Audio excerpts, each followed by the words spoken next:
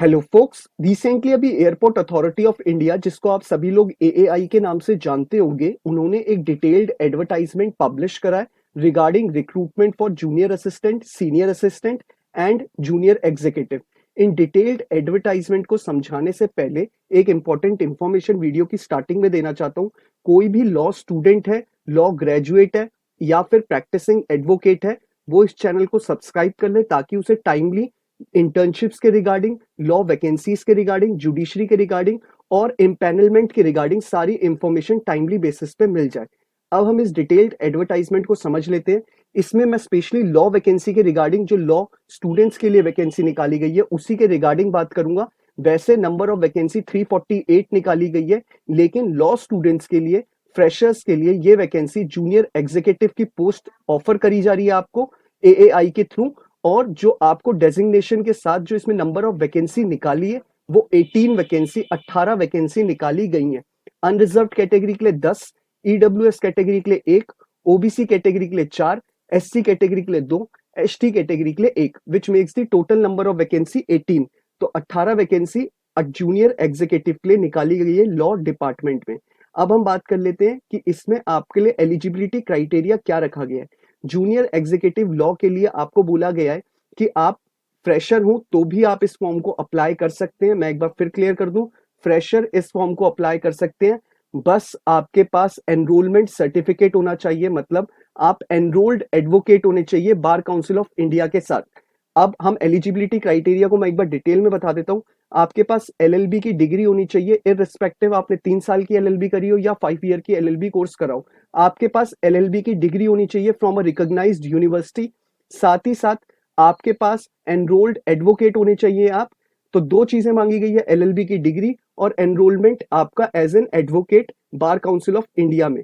तो ये दो चीजें अगर आपके पास हैं तो आप इस रिक्रूटमेंट प्रोसेस का पार्ट बन सकते हैं। अब हम बात कर लेते हैं एज क्राइटेरिया की। जूनियर एग्जीक्यूटिव के पोस्ट के लिए जो एज क्राइटेरिया रखा गया है वो 27 ईयर्स है। अगर अभी आप बिलो 27 ईयर्स हैं, as per on 4/9/2023, it means आप अगर 4 सितंबर 2023 से बिलो आपके 27 ईयर्स कंप्लीट नहीं हुए हैं तो आप इस रिक्रूटमेंट प्रोसेस का पार्ट बन सकते हैं। बिलो 27 ईयर्स वाले इस फॉर्म को फिलअप कर सकते हैं। एज रिलैक्सेशन की बात कर लेते हैं। ये एज पर गवर्नमेंट नॉर्म्स ही है, फिर भी मैं आपको एक बार क्लासिफाई कर देता हूं। Other backward class OBC category के लिए जो नॉन क्रीमी लेयर से बिलोंग करते हैं उनके लिए 3 साल का एज रिलैक्सेशन दिया गया है। एससी एसटी कैटेगरी के लिए 5 साल का एज रिलैक्सेशन दिया गया है और पीडब्ल्यूडी कैटेगरी के लिए 10 साल का एज रिलैक्सेशन दिया गया है। अब हम बात कर लेते हैं इस फॉर्म को फिलअप करने की लास्ट डेट। 4 सितंबर 2023 इस फॉर्म को फिलअप करने की लास्ट डेट है और इसके रजिस्ट्रेशन अभी चालू नहीं हुए हैं। इसके रजिस्ट्रेशन 5 अगस्त 2023 से चालू होंगे। अभी सिर्फ डिटेल्ड नोटिफिकेशन जारी करा गया है एएआई के थ्रू।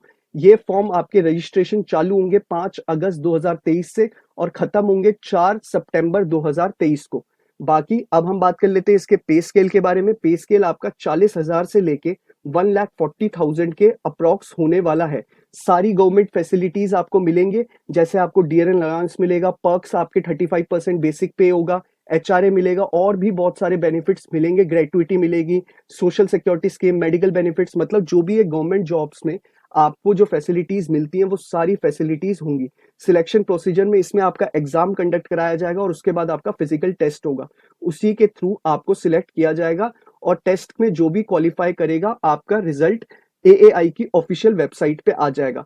कोई अगर आपकी क्वेरी अराइज होती है इस पूरे रिक्रूटमेंट प्रोसेस के रिगार्डिंग, आप नीचे कमेंट बॉक्स में लिख सकते हैं, मैं पूरी कोशिश करूंगा टाइमली बेसिस पे रिप्लाई करने की।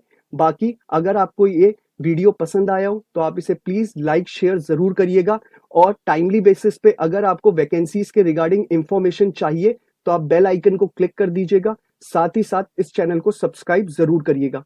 Thank you so much.